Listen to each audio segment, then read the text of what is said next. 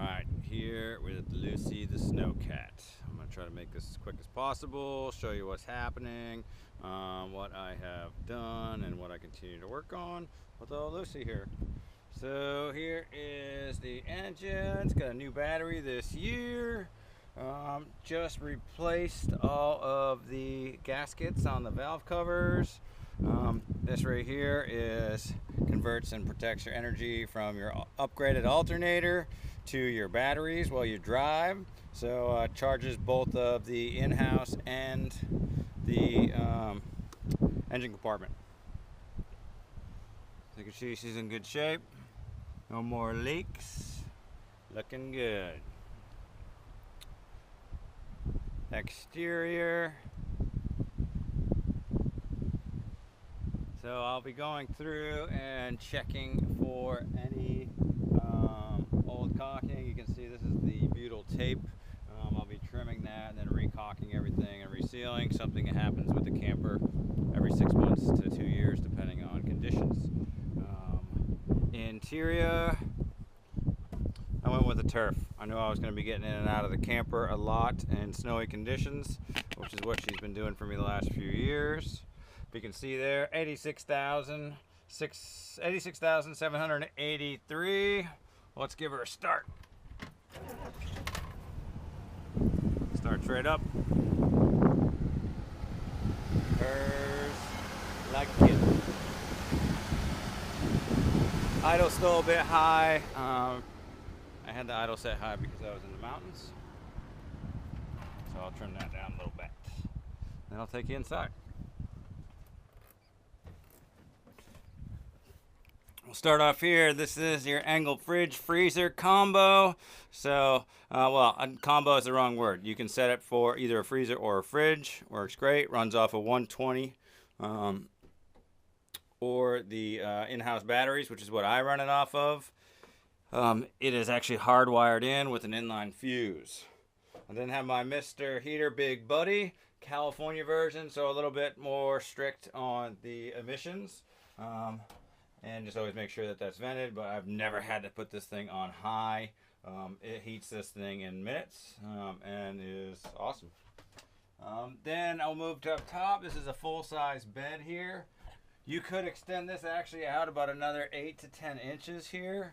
And I believe it would be very close to a queen width. I had a couple of other ideas for how to set the bunk up, but that is for the next owner. Everything has been upgraded to LED lighting. There's 3 of those in-house.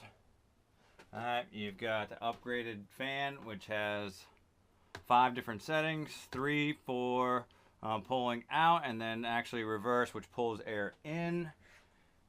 Let's see, dual sink, built-in cutting board. This is a walnut top countertop, which I've never had any chemicals on it. She is a bit dirty and needs some cleaning, but you can use this as a cutting board. That's why I set it up that way. You can see the aluminum here is covering all of the seams and used to hold in or hold the plywood to the wall. It's all steel frame construction.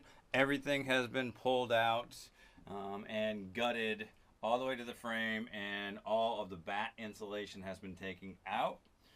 So it's either styrofoam insulation with a vapor barrier or cotton insulation. I didn't want to be breathing in fiberglass as you drive because it's always moving, right? You've got magnetic plates up here for spices, for utensils, lots of different hooks and hangers. This is the closet. I just use light storage because I wanted to keep the weight down as much as possible. This can obviously be moved into a full-size closet here. More storage underneath. 800-watt inverter for charging anything up to 800 watts. Hey, imagine that. Underneath, you've got your 2 enclosed closed cell batteries. Now, these are larger than a single car battery. They're actually about 1.5. I don't remember the watt hours on those, but they are the Ultima blue tops. You can take a look at those. These are, I think, somewhere around $360 a piece. And then you have inside here your Intel power which is when you're hooked up to the 120, which you'll see back there. It'll charge the batteries with a quick charge. And then there is your solar controller, so you don't overcharge the batteries there. Hot water heater and pump. This has an air leak somewhere in it, so that's going to be the next project. Colorado got cold and somewhere probably froze something in there, so I'm going to pull that pump out and work on that next. 25-gallon water tank. This has this rag on it just because when I drive, a little bit of water comes out of the seal. I need to get a better gasket for that. Underneath the desk here, I left this open so that I could put my exercise ball, and then I could actually sit underneath with a little extra storage. Computer desk and storage underneath. Very large storage bin here. This is for all the ski bags and gear would go in here. And then I set this up for my bunk. Right, so my bud would sleep up here, I would sleep here, and or I set up this metal frame here. This frame was added on and built in so that I could have my hammock. So here, to the other side of the wall over there, is where I would string my hammock up. And I love sleeping in the hammock. It's also great in the summertime. That's a 6-foot window right here, which slides all the way open. And you've got the other side too, for a nice little cross breeze. I keep them tinted, obviously, to keep the heat down. Pretty killer. Then in the back here, you've also got some more storage. Alright, I've got the vent cover off of this one. Needs a little adjustment here. So I've got this thing tied down. And that is Lucy, the hole. So you can see I am 5'10", so we're at about 6'1" inside. My arms I cannot reach across. It is, let's see, 6'6", I believe, across, and then almost 9 feet, if not more, to the cab. So the inside here.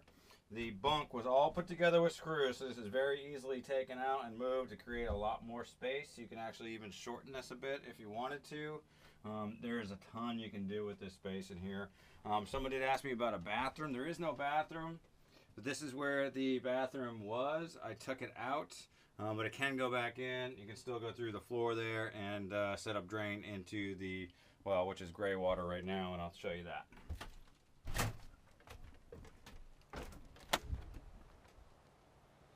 So that's the back door, your entrance. It has 5 BF Goodrich tires. This one is brand new. It'll be put on the next tire rotation.